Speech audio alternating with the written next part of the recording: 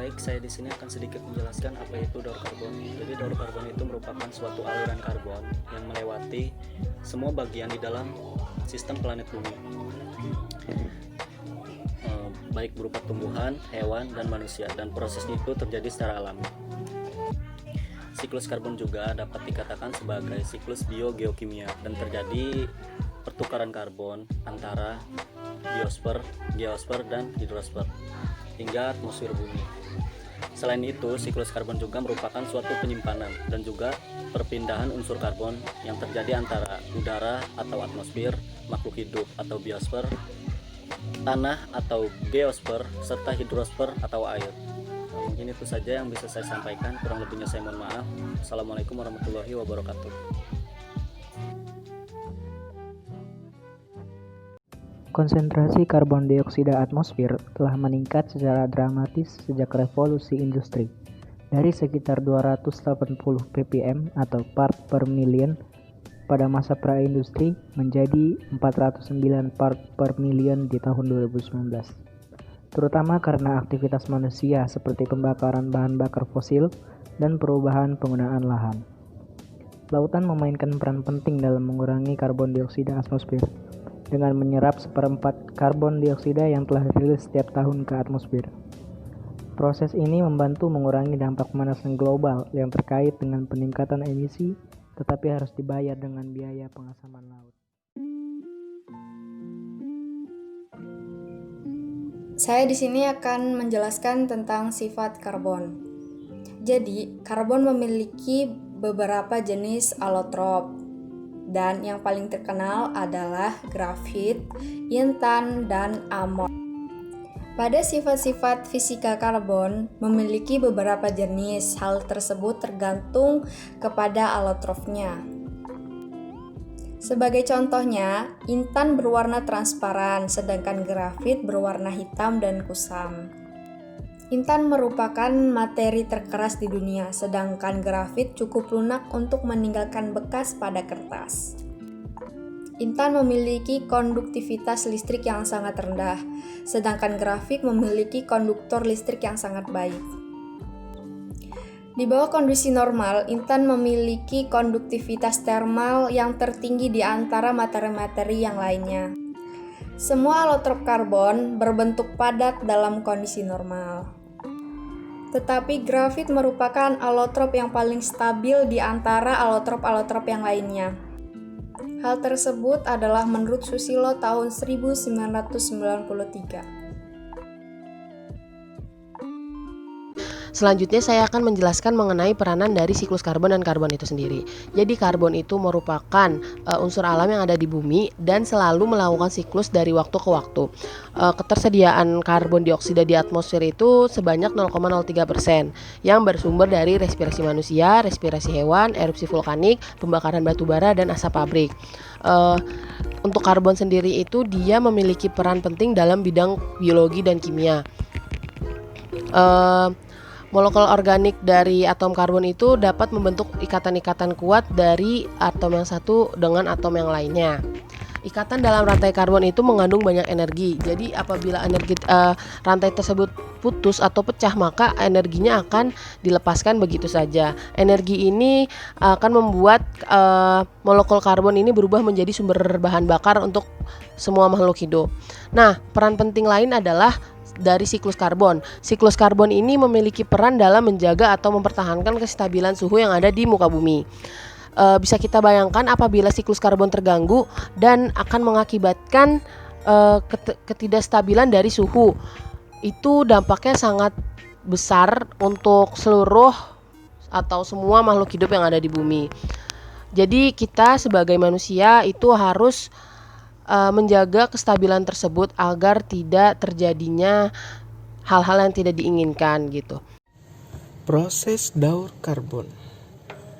Proses daur karbon sebenarnya banyak jenisnya, mulai dari yang simpel seperti pernafasan hingga pembentukan batu bara dan pelepasan sedimen di air laut. Seperti contoh, respirasi makhluk hidup atau ketika kita bernafas. Kita menghirup oksigen dan menghembuskan karbon dioksida. Lalu tumbuhan menarik karbon dioksida tersebut dan melepaskan oksigen. Kejadian pada tumbuhan ini disebut fotosintesis. Kemudian aktivitas lain seperti kebakaran hutan, erupsi vulkanik, dan juga gas yang dikeluarkan dari kendaraan bermotor juga mengandung karbon. Karbon-karbon ini akan lepas ke atmosfer dan menyebabkan efek rumah kaca bagi bumi. Pada hewan dan tumbuhan juga terdapat karbon. Saat mereka mati, mereka akan menjadi detritus. Kemudian jasad mereka akan didekomposisi oleh detritivor. Bakteri yang akan mengurai karbon organik menjadi karbon anorganik. Bahan anorganik ini pun tertimbun terus-menerus selama jutaan, mungkin ribuan tahun. Kemudian akan membentuk bahan bakar fosil. Bahan bakar fosil inilah yang menjadi energi dalam aktivitas industri, kendaraan bermotor, dan lain-lain. Pada siklus daratan, seperti yang telah disebutkan, karbon akan masuk ke tanah. Namun, pada siklus perairan, peran itu diambil oleh organisme-organisme fotoautotrof perairan, contohnya seperti fitoplankton, ganggang, dan lain-lain. Mereka menarik karbon dioksida dari atmosfer dan berfotosintesis menggunakan itu sehingga mengeluarkan oksigen. Karbon dioksida juga sering disimpan dalam batuan dan sedimen. Untuk melepaskan karbon-karbon ini butuh waktu lama dengan proses pelapukan batu ataupun terangkatnya sedimen ke atas. Karbon dioksida yang tersimpan dalam air juga dapat berbentuk sebagai ion karbonat atau ion bikarbonat.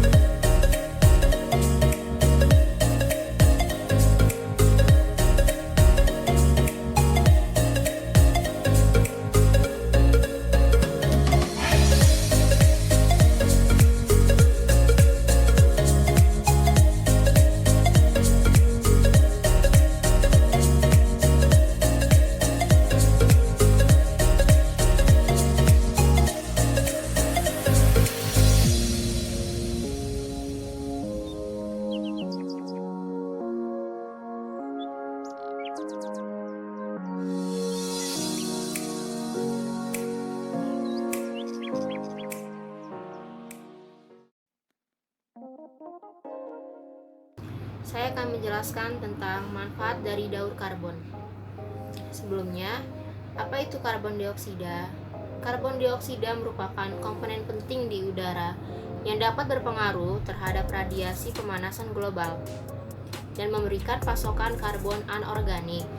Pada proses fotosintesis, tanaman terjadi proses perubahan karbon dioksida menjadi karbon anorganik dan karbohidrat sebagai senyawa hidrokarbon.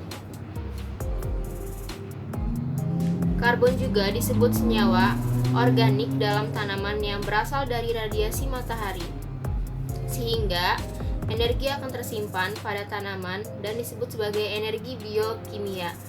Jadi, manfaat dari karbon itu yang pertama yaitu sebagai unsur penyusun dari grafit dan intan. Yang kedua, merupakan bahan dasar dari setiap logam, misalnya baja dan besi. Yang ketiga, berfungsi dalam proses fotosintesis. Yang keempat, bisa digunakan sebagai obat-obatan. Kemudian yang kelima, bisa digunakan sebagai bahan bakar. Yang keenam, bisa untuk menyerap racun dan bau. Dan yang ketujuh, bisa dipakai sebagai perhiasan. Itu saja penjelasan dari saya. Terima kasih.